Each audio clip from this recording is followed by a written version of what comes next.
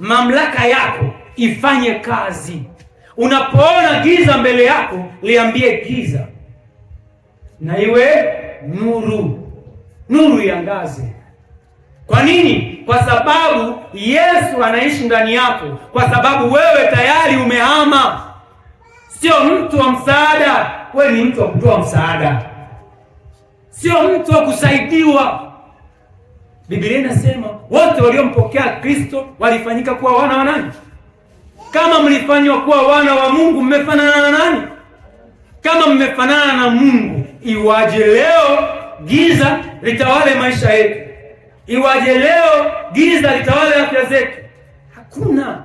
Kwa lazima tuhame kwenye huo ulimwengu wa kutawaliwa na kufunga milango yetu, kwamba ni kweli mimi niliweka mali yangu mahali hapo kwa zama zangu za ujinga, sio sasa.